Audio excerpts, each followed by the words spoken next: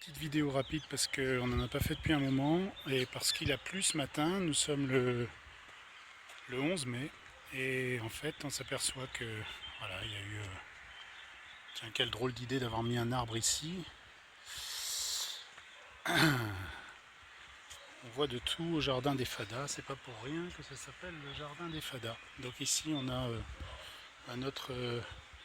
notre stock de graines Adventis et ici donc les coquelicots qui étaient présents bien avant nous et qui font de la résistance et qui ont trouvé beaucoup de plaisir à venir s'installer à côté de chez nous. Je ne sais pas ce que notre présence a apporté, mais visiblement ça a généré une concentration impressionnante de coquelicots qu'on ne trouve pas dans le reste du champ, même si on en trouve un petit peu, mais dans une proportion bien moindre.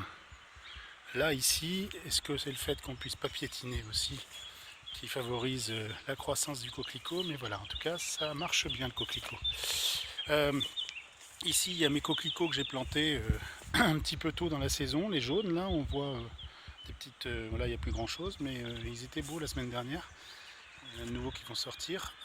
Maintenant voilà, on sent que l'espèce endémique est prédominante, c'est le rouge, hein, et elle laisse pas sa place très facilement. Voilà, donc ici bientôt le chantier de la spirale aromatique sera lancé, puisqu'on approche du mois de juin.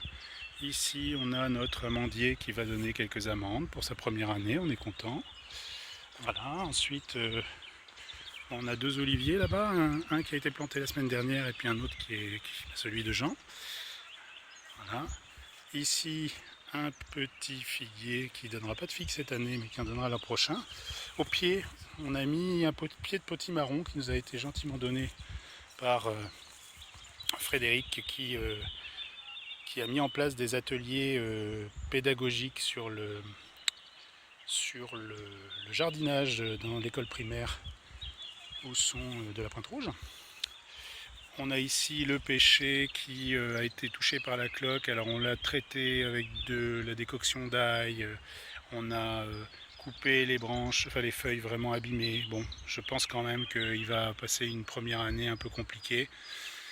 Bon, c'est le problème des arbres qui viennent de pépinière, semble-t-il, ils ont toujours besoin d'avoir un entretien très spécifique.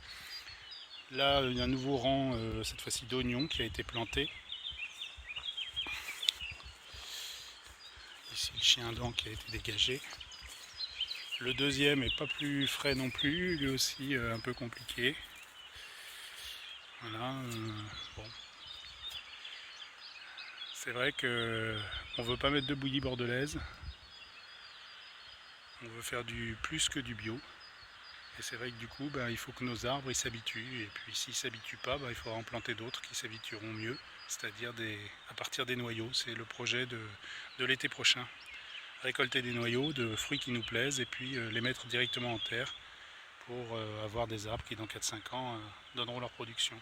Toujours au pied, encore un potimarron. Ici, un premier arbre qui a été planté. Voilà, on ne sait pas quel est, c'est bizarre. Enfin, l'idée c'est de faire une haie ici, donc au nord, pour protéger un petit peu le champ des bourrasques. Donc il va falloir que cette haie se densifie évidemment.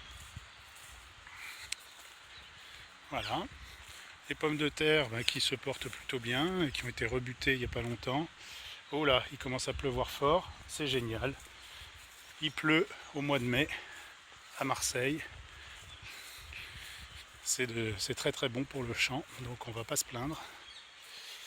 Voilà, ici un truc qui se décompose, qui nous servira de terreau. Bon, je crois que je vais fuir, hein. Voilà. Et bien à la suite au prochain numéro, on rentrera dans J1 et dans Marguerite pour voir un peu ce que ça donne. Mais ça donne plutôt bien.